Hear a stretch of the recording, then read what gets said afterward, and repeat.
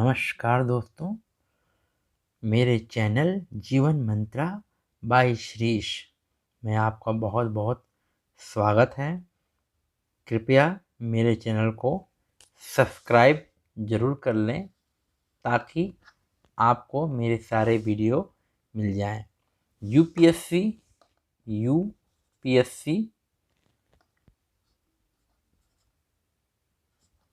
Vyapam, PSC सारे प्रतियोगी परीक्षाओं में मैं आपको सारे तथ्य उपलब्ध कराता रहूँगा। साथ ही आने वाली नौकरियों के बारे में भी आपको जानकारी देता रहूँगा। दोस्तों, आज हम कुछ महत्वपूर्ण जानकारी टू द पॉइंट जानेंगे।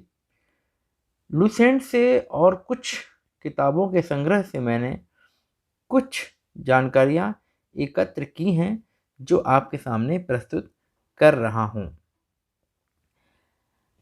भारत का सर्वप्राचीन धर्म ग्रंथ वेद है।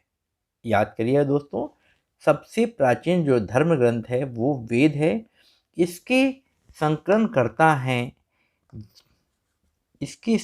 करता है महर्षि कृष्ण द्वैपायन वेदव्यास। इसके संकलन करता है महर्षि कृष्ण द्वैपायन वेदव्यास। तो सबसे प्राचीन ग्रंथ की यदि बात करेंगे तो वो है ऋग्वेद। सबसे प्राचीन ग्रंथ कौन है? ऋग्वेद। इसके साथ ही सबसे बाद का जो ग्रंथ है उसे भी याद करें, अथर्ववेद। तो दोस्तों, वास्तव में अथर्ववेद सबसे बाद के ग्रंथ हैं। इसी प्रकार से वेद जो हैं 4 हैं। कितने हैं? 4 वेद हैं। आगे तथ्य चलते हैं सर अपन लोग। ऋग्वेद में मंडलों की संख्या 10 है। ऋग्वेद मंडल कितने हैं? 10। दिमाग में इसको बैठाइए। देवता सोम का जो उल्लेख है ऋग्वेद के 9वें मंडल है। सोम किस में है मित्रों? 9वें मंडल में। ऋग्वेद में सूक्तों एवं श्लोकों और ऋचाओं की संख्या क्रमशः कितनी है? 1028 और 10,462। अर्थात ऋग्वेद में सूक्त हैं कितने? 1028। और श्लोक अर्थात ऋचा कितनी है? 10,462।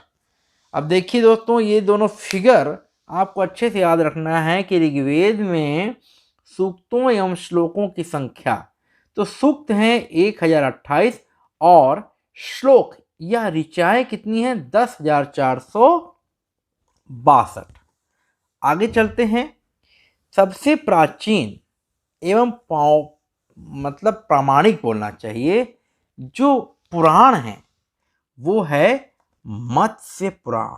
मत्स्य, बहुत ऐसे मत्स्य पढ़ते हैं, वास्तव में ये है मत्स्य पुराण।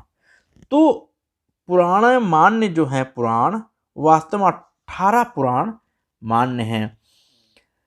विष्णु पुराण जो है उसका संबंध बोलते हैं मौर्य वंश से संबंधित है, और वायु पुराण गुप्त वंश से, और मत्स्य पुराण सातवाहन अर्थात आंध्र सातवाहन वंश से संबंधित है।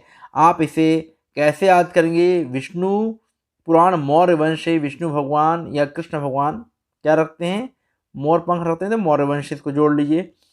वायु पुराण के लिए याद करिए कि वायु हमेशा गुप्त होती है, छिपी हुई रहती है, इसलिए वायु पुराण गुप्त वंश से है। तथा मत्स्य पुराण आंध्र सातवाहन वंश से है। स्मृति ग्रंथों में सबसे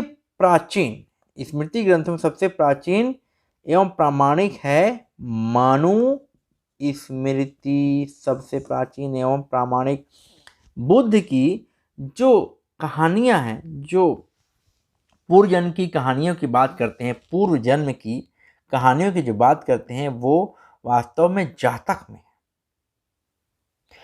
जैन साहित्यों को आगम कहा जाता है। जैन साहित्यों को आगम कहा जाता है। अच्छा, एक बात बताना भूल गया था मैं कि जो वेद हैं, गद्य और पद्य में लिखा जाने वाला वेद जो है वो यजुर्वेद है। गद्य में भी है और पद्य में भी है। सामवेद वास्तव में भारतीय संगीत का पिता है। सामवेद वास्तव में भारतीय संगीत का पिता है। अच्छा, अथर्ववेद में आपको एक अलग तरीके का बात पता चलेगा कि अथर्ववेद में श्राप, वशीकरण, शादी, विवाह, प्यार, प्रेम, इन सब चीज़ों की और जादू टोना, रोग निवारण, इस सब की जानकारी आपको अथर्ववेद में मिलेगी। ये फैक्ट है, आपको याद रखना है। अच्छा, जैन धर्म का प्रारंभिक इतिहास जो ज्ञात होता है वो है कल्पसूत्र से। मेरी वीडियो को आपको ध्यान से सुनना है ताकि वो आपको याद हो जाए।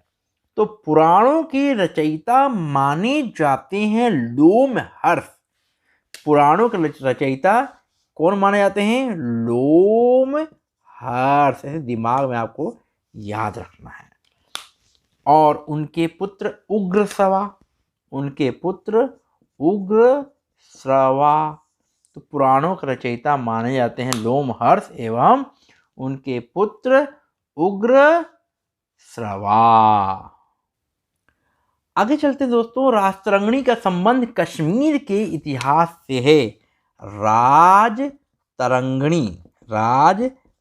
का इतिहास किससे संबंधित है?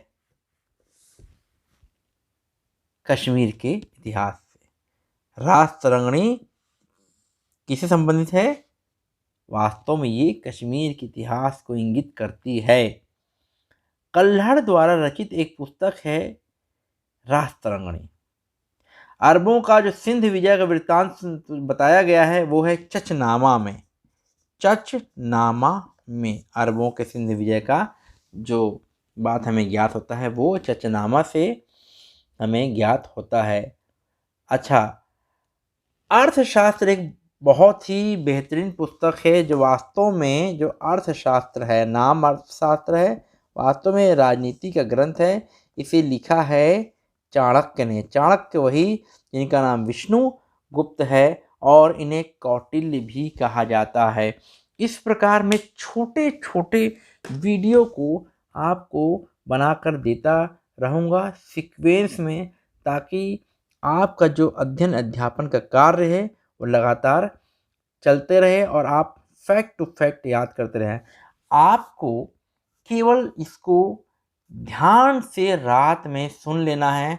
वास्तव में 9 मिनट का ये वीडियो है और आपको उसे ध्यान से बार बार सुनना है, आपको याद हो जाएगा। आपको मैं फिर से बोल रहा हूँ कि सबसे प्राचीन वेद क्या है? ऋग्वेद है। सबसे नया अथर्ववेद है। ऋग्वेद में मंडलों की संख्या कितनी है? 10 है। देवता सोम का उल्लेख किसमें है? 9वें मंडल में है। बिल्कुल, आप याद करते जा रहे हैं। वेद के श्लोकों को ऋचाएँ कहा जाता है। ऋग्वेद में सूक्तों एवं श्लोकों को क्या कहा जाता है? तो सूक्तों का अर्थ है कि वो 1028 हैं। सूक्त कितने हैं? 1028। और जो ऋचाएँ हैं, ऋचाओं को ही श्लोक कहा जाता है। इन्हें 10,462 कहा जाता है। चातुर्वर्ण समाज की कल्पना का एक आदि स्रोत है। ऋग्वेद के 10वें मंडल में वर्णित पुरुष सूक्त में इसे बताया गया है। गद्य एवं पद्य वाला वेद कौन सा है? यजुर्वेद। बिल्कुल सही। भारतीय संगीत के जनक कौन है? सामवेद।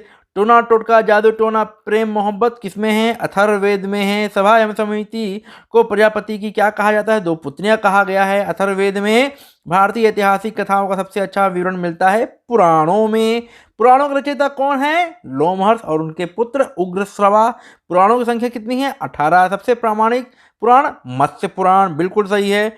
आपको बता दूं मैं कि स्मृति ग्रंथों में सबसे प्राचीन है मनुस्मृति। अच्छा, विष्णु पुराण मौर्य वंश संबंधित, वायु पुराण गुप्त वंश से और मत्स्य पुराण आंध्र सातवाहन वंश से संबंधित है। जैन ग्रंथों को आगम कहा जाता है। इतना तथ्य आपको याद कर लेना है। नमस्कार दोस्तों, आगे वीडियो में अपन इसी सीक्वेंस को आगे बढ़ाएंगे।